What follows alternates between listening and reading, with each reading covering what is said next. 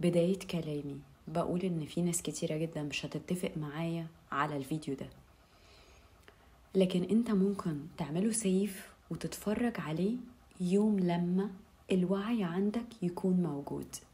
والوعي بمعنى انك هتبدأ تفهم ان دي رسالة، انه لازم كان يحصل كده. أستاذ رامي صبري نزل أغنية في منتهى العظمة. مش وقته ان احنا نتحاسب ولا وقته ان نلوم ولا عاتب، يمكن خير. تعالوا نسمع الحتة دي مع بعض.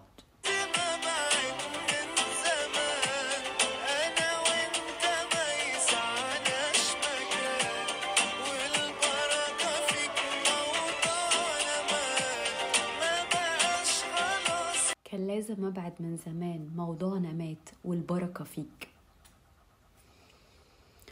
دايما بنقول إن العوض بيكون معجزة، بيكون حلو قوي.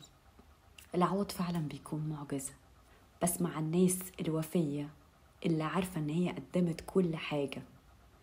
بشوف وعارفة إنك مش هتتفق معايا إن الإنسان الوفي ما بيزعلش لما بيمشي.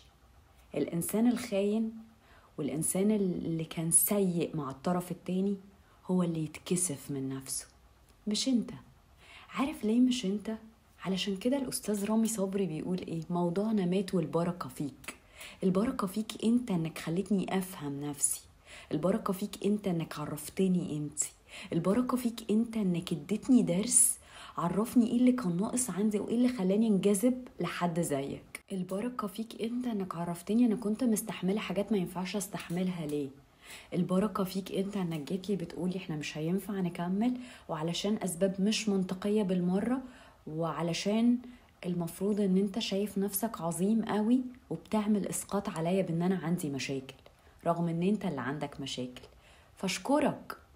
فعشان كده المفروض ان اللي كان وفي ما يزعلش.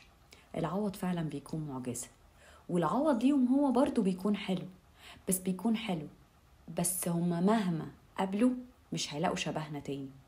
هما مهما شافوا مش هتتكرر البنت دي تاني، او مش هيتكرر الراجل ده تاني، لان الوفي واللي كان حقيقي قوي في العلاقة ما بيتكررش، لانه مهما عدى ومهما شاف هو مش هيشوف زيك تاني. فاحنا بنتعوض بس ما بنتكررش.